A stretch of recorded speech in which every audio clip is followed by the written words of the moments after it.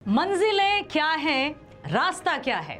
मंजिलें क्या है, रास्ता क्या है, हौसला हो तो फासला क्या है। हेलो मेरे बच्चों, मैं आपकी हिंदी अध्यापिका आज लेकर आई हूं कंप्लीट सिलेबस ओवरव्यू, साथ ही साथ रोड मैप, और मैं बताने वाली हूं कि आप हिंदी कैसे स्टार्ट करें।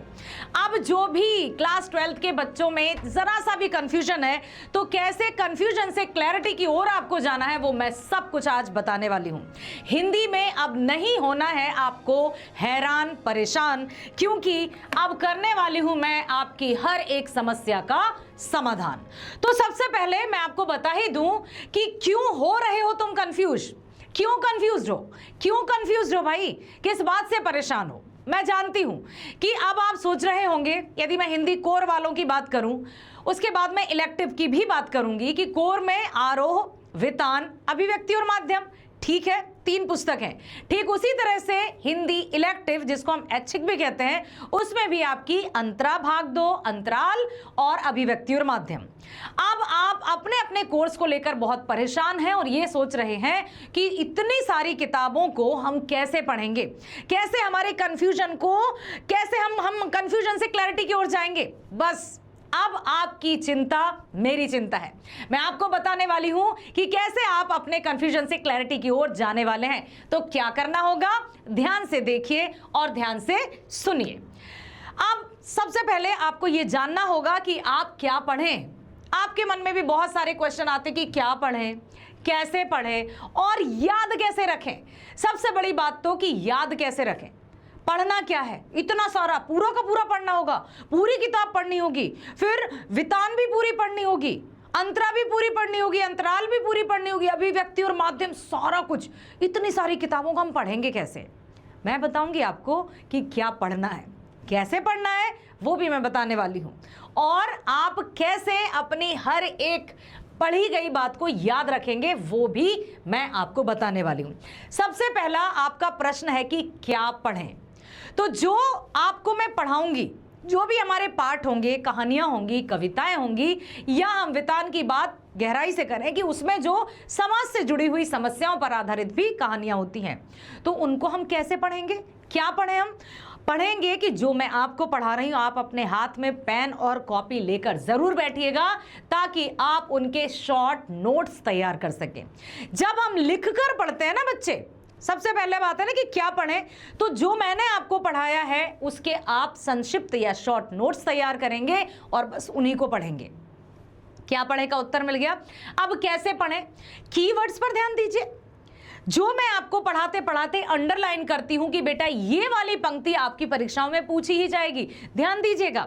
हर एक पाठ और हर एक कविता पढ़ाते समय मैं आपसे कहती हूं, अंडरलाइन करती हूं कि इन बातों को ध्यान रखिए, ये आपकी परीक्षाओं में पूछे जाएंगे और 100% डेफिनेटली वो परीक्षाओं में पूछे जाते हैं, ठीक है। और उसके बाद आपको स्मार्ट लर्निंग करनी है, क्योंकि आप बड़े अच्छे बच्चे हैं, स्मार्ट बच्चे हैं। हार्ड वर्क का जमाना गया, हार्ड वर्क रहेगा लेकिन स्मार्ट वर्क के साथ, ठीक है। अब आप याद रखिएगा कि जब तक आप लेखन अभ्यास नहीं करेंगे, जब तक आप अपने हाथों से लिखेंगे नहीं, समस्या बड़ी की बड़ी रहेगी। तो सुनना है LSRW, लिसनिंग स्किल। सबसे पहले आप सुनिए, जो मैं आपको पढ़ाऊंगी उसको ध्यान से आपको पढ़ना है और हमारे साथ जुड़ना है। तो लिसनिंग स्किल, फिर आप उसको बोल बोल कर पढ़ेंगे। LS speaking skill, LSR read करिए और फिर राइट करिए, उसको लिखकर अभ्यास करिए। कैसे आप अपने पढ़े हुए को याद नहीं रखेंगे, ऐसा हो ही नहीं सकता। कहने का मतलब, जो आपने सुन लिया, जो आपने बोलकर पढ़ लिया, अब लिख लिया, तो कोई भी ऐसा नहीं है इस दुनिया में जो आपके परीक्षाओं में नंबर काट सके। आपकी मात्राओं में भी मिस्टेक नहीं होंगी, जिसकी शिकायत आपको हमेशा रहती है। क्लियर हुआ। यदि हम बात करें सबसे पहले हिंदी कोर की, तो आपकी आरोह भाग 2, वितान भाग 2 और अभिव्यक्ति और माध्यम, इनके चैप्टर्स कौन कौन से हैं वो भी एक बार देख लेते हैं। सबसे पहला हम करते हैं काव्यखंड, क्योंकि हमारा पार्ट 1 जो है आपकी आरोह पुस्तक में वो कविताओं से शुरू है। ठीक है, अब एक और बात मैं बता दूं आपको कि यहाँ पूरी कविताएं हैं और पार्ट 2 में पूरे गद्य खंड हैं, लेकिन आपके प्री बोर्ड्स हुए या आपके जो मिड टर्म होते हैं उनमें आपकी कविताएं एक साथ नहीं पूछी जाएंगी। कुछ कविताएं आएंगी, कुछ गद्य आएंगे। तो मैं बिल्कुल इसी तरह से पढ़ाने वाली हूं कि मैं 2 कविताएं पढ़ा दूंगी, उसके बाद आपके 2 पाठ पढ़ा दूंगी, फिर हम कविताओं पर आएंगे, फिर हम पाठों पर आएंगे। ठीक है, तो पहली पाठ है कवि, प्रसिद्ध कवि हरिवंश राय बच्चन जी द्वारा लिखित आत्म परिचय और एक गीत।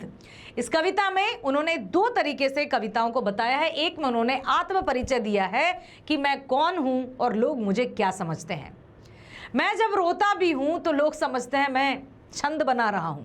एक गीत में भी बहुत बेहतरीन तरीके से उन्होंने बताया है दिन जल्दी जल्दी ढलता है, क्योंकि समय किसी के लिए नहीं रुकता है।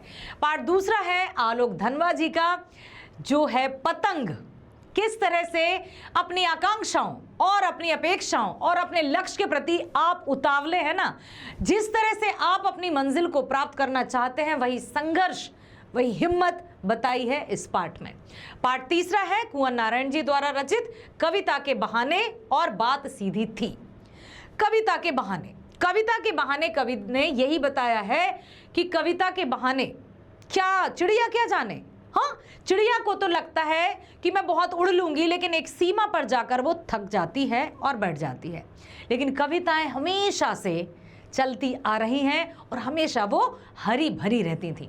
बात सीधी थी पर में उन्होंने ये बताया कि कभी कभी हम बातों के पेच में इस तरह उलझ जाते हैं कि बनी बनाई बात बिगड़ जाती है। इसलिए हमें पहले सोच विचारना चाहिए, उसके बाद ही अपने शब्दों को निकालना चाहिए। ठीक है, पार्ट 4 है रघुवीर सहाय जी द्वारा रचित कैमरे में बंद अपाहिज। यहां पर उन्होंने मीडिया या दूरदर्शन या टेलीविजन पर करारा व्यंग किया है। उन्होंने बताया है कि किस तरह से अपनी टीआरपी बढ़ाने के लिए, अपनी लोकप्रियता बढ़ाने के लिए लोग छोटे छोटे या निम्न दर्जे या अत्यधिक दुखी व्यक्ति को लाकर उनको दुखी करके और कैमरे के सामने ले आते हैं। उन्हें सिर्फ इससे मतलब है। पार्ट 5वां है शमशेर बहादुर सिंह द्वारा रचित उषा। उषा मतलब प्रातःकालीन। ठीक है, सूर्योदय से पहले की लालिमा। सूर्यकांत त्रिपाठी निराला जी द्वारा रचित है बादल राग। जैसे आपने 10th में पढ़ा था उत्साह अट नहीं रही है, ठीक वैसा ही बादल राग है। ये भी एक आह्वान गीत है। पार्ट 7 है तुलसीदास जी, जिसमें कवितावली उत्तराखंड से ली गई है और लक्ष्मण मूर्छा और राम का विलाप है। ठीक है, तो कवितावली में उन्होंने बताया है कि किस तरह से जब हाहाकार मच जाता है, त्राही त्राही मच जाती है और अकाल पड़ जाता है, तो अकाल में ना तो बनिया को बाटकी, ना चोर को चोरी, ना किसी को भी कोई काम नहीं मिलता है। इतना मजबूर हो जाता है व्यक्ति कि मतलब वो हम पढ़ेंगे ना। ठीक है, फिर है फिराक गोरखपुरी जी का रुबाइयां। ठीक है, बहुत ही बेहतरीन तरीके से यहाँ उन्होंने बताया है कि माँ और बच्चे के लाड़ प्यार को बताया है। उमा शंकर जोशी जी का छोटा मेरा खेत और बगलों के पंख तो अभी नहीं है सिलेबस में। छोटा मेरा खेत, एक कागज और एक पेन। जिस तरह से एक खेत होता है उसमें बीज बोया जाता है, उसी प्रकार से कविता, कवि के मन में बहुत सारे विचार आते हैं, फिर उनको वो कलमबद्ध तरीके से रचता है और कविता की रचना कर देता है। गद्यखंड में हम पढ़ेंगे महादेवी वर्मा जी का भक्तिन। जैसे श्री राम और हनुमान जी, बिल्कुल जहां राम जी होंगे वहां हनुमान जी का नाम आएगा ही आएगा, और जहां वीर हनुमान जी की बात होगी तो वहां श्री राम का नाम आएगा ही आएगा। ठीक उसी तरह से महादेवी वर्मा ने अपनी भक्तिन एक ऐसी स्त्री के बारे में बताया है जिसका नाम तो लक्ष्मी था, लेकिन बेचारी वो बड़ी निर्धन थी और बहुत परेशान थी। अगला है जैनेन्द्र कुमार जी का बाजार दर्शन। क्लास 9th में आपने पढ़ा था उपभोक्तावाद की संस्कृति, ये उसी का अपडेटेड वर्जन है। उसके बाद धर्मवीर भारती द्वारा काले मेघा पानी दे, अंधविश्वास और ढकोसलों को यहाँ पर बताया है। फणीश्वर नाथ रेणु जी का पहलवान की ढोलक, और पहलवान की ढोलक में उन्होंने ये बताया है कि समस्याएं चाहे कितनी भी बड़ी हों, हमें उनका समाधान बड़े ही धैर्य के साथ करना चाहिए। हजारी प्रसाद द्विवेदी जी का शिरीष के फूल, कि कैसे मुश्किलों में हमें डटे रहना है अवधूत की तरह। बाबा साहेब भीमराव अंबेडकर जी का श्रम विभाजन और जाति प्रथा और मेरी कल्पना का आदर्श समाज। अब है हमारी वितान, जिसमें मनोहर जोशी जी का सिल्वर वेडिंग, इसमें भी बड़ा मजा आने वाला है आपको। आनंद यादव जी का जूझ, जिसमें हिम्मत और लगन के लिए बताया है। ओम थानवी जी का अतीत में दबे पांव, जिसमें इतिहास और जो भी हमारे शैल पत्र हुआ करते थे, ताम्र पत्र हुआ करते थे, हड़प्पा संस्कृति हुआ करती थी, उसके बारे में बताया है। अब हम चलते हैं हिंदी इलेक्टिव की ओर, जिसमें अंतरा भाग 2, अंतराल भाग 2 और अभिव्यक्ति और माध्यम। काव्यखंड से स्टार्ट करेंगे। जयशंकर प्रसाद जी का है देवसेना का गीत और कार्नेलिया का गीत। इसमें श्रृंगार रस दिखाया है। इसमें बताया बेटा, श्रृंगार रस। श्रृंगार रस मतलब प्रेम, प्रेम को बताया है। सूर्यकांत त्रिपाठी निराला जी का सरोज स्मृति, यहां पर एक पिता की पीड़ा को दर्शाया है। पिता की पीड़ा, ऐसी पीड़ा जिसे सह रहा है एक पिता, क्योंकि निराला जी की यदि बात करें तो उनकी पत्नी का भी देहावसान हुआ, माता पिता भी गुजर गए, एकमात्र पुत्री थी वो भी चल बसी, तो उन्होंने अपनी वेदना का यहाँ पर वर्णन किया है। सच्चिदानंद हीरानंद वात्स्यायन जी द्वारा रचित यह दीप अकेला और मैंने देखा एक बूंद, ये भी बहुत ही प्रेरणादायक कविता है। उसके बाद हम केदारनाथ सिंह की बनारस और दिशा पढ़ेंगे। इसमें बनारस को पढ़कर हमें जीवन की हकीकत से पता चलता है कि हम या मनुष्य जो नश्वर है, जिसको लगता है कि मैं ही यहाँ का स्वामी हूँ, मेरा ही यहाँ पर सब पर अधिकार है, ये सारी जो अहंकार की भावना है वो धूमिल हो जाती है बनारस पाठ पढ़ते ही। फिर हम पढ़ेंगे रघुवीर सहाय जी का वसंत आया और तोड़ो। ठीक है, वसंत आया मतलब सिर्फ कागजों में या कैलेंडर्स को देखकर आजकल तिथियां पता चलती हैं, धर्म पता चलते हैं, या मतलब त्यौहार पता चलते हैं। शायद कहीं ना कहीं व्यक्ति इतना व्यस्त हो गया है कि वो पूरी तरह से डिपेंडेंट हो चुका है, कहीं कुछ दिखाई नहीं देता, क्योंकि चाहे कोई सा भी त्यौहार हो, देख कर पता चलता है आजकल ना तो वो त्यौहार बचे हैं, ना वो भाईचारे की भावना बची है। बहुत यहाँ पर उन्होंने आत्मीयता की भावना को दर्शाया है। उसके बाद तुलसीदास जी का भरत राम का प्रेम है और पद है। मलिक मोहम्मद जायसी जी का 12 मासा है, इसमें भी प्रेम की पराकाष्ठा देखी गई है। विद्यापति जी का पद है। घनानंद जी का कवित्व है, इसमें आप प्रेम को देखेंगे। यदि बात प्रेम की आ ही गई है तो क्यों ना हम थोड़ा सा यहाँ बात करेंगे हम प्रेम की। ठीक है, प्रेम को यहाँ पर दर्शाया है, और ऐसा प्रेम जिसको आप पढ़कर सच में आनंदित महसूस करेंगे। ये भी प्रेम है, ये भी प्रेम है, ये भी प्रेम है, और यहाँ भी प्रेम ही है, भक्ति रूपी प्रेम है। ठीक है, गद्यखंड की ओर चलें यदि हम, तो रामचंद्र शुक्ल जी द्वारा प्रेम घन की छाया स्मृति। ठीक, उसके बाद हम पढ़ेंगे पंडित चंद्रधर शर्मा गुलेरी सुमिरन के मन के। फणीश्वर नाथ रेणु जो आंचलिक कथाकार कहलाते हैं। संवदिया, संवदिया जानते हैं आप? संवदिया का अर्थ होता है संवाद भेजने वाला। भीष्म साहनी जी का गांधी, नेहरू और यासेर अराफात के बारे में पढ़ेंगे कि कैसे कैसे ऐसे मतलब व्यक्ति हुआ करते थे, और ख़ास तौर से इनकी यदि हम बात करें। असगर वजाहत जी का शेर, पहचान, 4 हाथ और साजा, ये 4 जो कहानियां है ना, चारों में आपको बहुत कुछ सीखने को मिलने वाला है। शेर से ऐसा लग रहा है कि जंगल के राजा के बारे में हम पढ़ने वाले हैं। पहचान मतलब हम अपनी आइडेंटिटी, ना इसमें बड़ा राज छुपा है। निर्मल वर्मा जी का जहां कोई वापसी नहीं, ममता कालिया जी का दूसरा देवदास, और हजारी प्रसाद द्विवेदी जी का कुटज, बहुत ही बेहतरीन सा ये हम यहाँ निबंध पढ़ेंगे। अब हम पढ़ेंगे अंतराल भाग 2 में प्रेमचंद सूरदास की झोपड़ी। ये है हमारी पाठ्य पुस्तक अंतराल। ठीक है, अंतराल के ये पाठ हैं। तो सूरदास की झोपड़ी, विश्वनाथ त्रिपाठी जी का बिस्कोहर की माटी, और प्रभास जोशी जी का अपना मालवा खाऊ उजाड़ू सभ्यता में। बहुत ही बेहतरीन। अब हम देखते हैं अभिव्यक्ति और माध्यम में हम क्या क्या पढ़ने वाले हैं। बहुत अच्छे से पढ़ेंगे, जो आप दैनिक जीवन में आप देखते हैं, किताबें पढ़ते हैं ना आप, उन्हीं के बारे में पढ़ना है। कविताएं पढ़ाती हूं ना मैं, आप पढ़ते हैं, आप पढ़ेंगे, उन्हीं के बारे में हम जानने वाले हैं। तो विभिन्न माध्यमों के लिए लेखन में ये आपके कोर और इलेक्टिव दोनों पाठ्यक्रम के लिए है, इसलिए ना तो कोर वालों को चिंता करने की जरूरत है, ना ही इलेक्टिव वालों को। पत्रकारीय लेखन के विभिन्न रूप आधार और ऐच्छिक दोनों के लिए है। ठीक है, आधार और ऐच्छिक दोनों के लिए है। बिल्कुल चिंता नहीं करना है बच्चे, कोई टेंशन नहीं लेना है। विशेष लेखन स्वरूप और प्रकार, ये भी आपका आधार और ऐच्छिक दोनों के लिए है।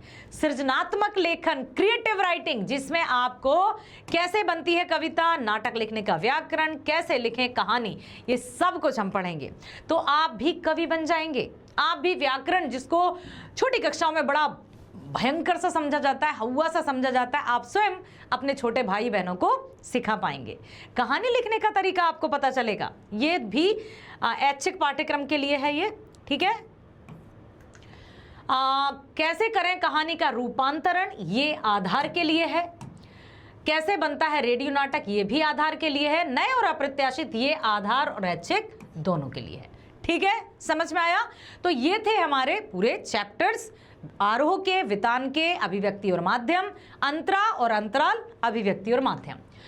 अब हम चलते हैं कि कितना मार्क्स जो है, वेटेज क्या है, नंबर किस आधार पर बटे रहते हैं आपकी परीक्षाओं में, तो इस पर आप अच्छे से ध्यान दे दीजिए। आपकी खंड का की यदि हम बात करें बेटा, तो ये रहता है अनसीन पैसेजेस, अपठित बोध, जो कि आता है 18 नंबरों का, ठीक है। एक 8 नंबर, एक 10 नंबर, टोटल हो जाते हैं 18 नंबर।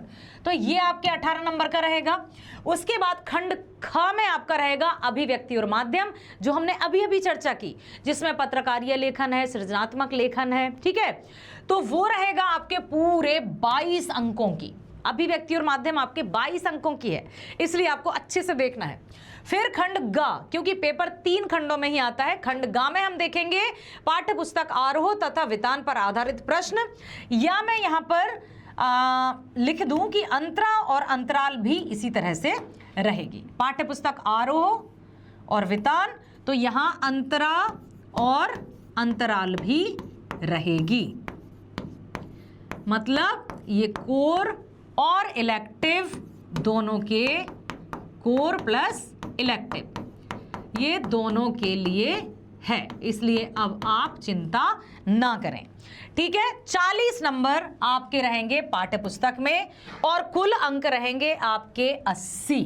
कुल अंक हैं आपके 80 नंबर का आपका पेपर आता है, और 20 नंबर जो रहते हैं वो के आपके आंतरिक मूल्यांकन पर रहते हैं, विद्यालय पर रहते हैं आधारित। लेकिन विद्यालय पर किस तरह से रहते हैं, आपकी पढ़ाई के अनुसार। जब आपका परफॉर्मेंस बेहतरीन तरीके से होगा ना, बेस्ट, तो विद्यालय तो सोचेगा कि काश मेरे हाथ में 50 अंक होते तो मैं बच्चे को पूरे 50 के 50 दे दूंगा। तो 20 नंबर तो वहां आपके पूरे हैं, बस आप यहाँ के जो 80 नंबर हैं उनको अच्छे से लाना है, और वो हम करेंगे मिलकर तैयारी, और होगी हमारी परीक्षाओं में बेहतरीन तरीके से जीत। ठीक है, समझ में आया। तो यही था बेटा आपका कंप्लीट रोड मैप, पाठ्यक्रम और हिंदी की तैयारी कैसे करें। अब आप कंप्लीट अपने कंफ्यूजन से क्लैरिटी की ओर पहुंच चुके होंगे। तो बने रहिए हमारे साथ। Bye bye, all the best.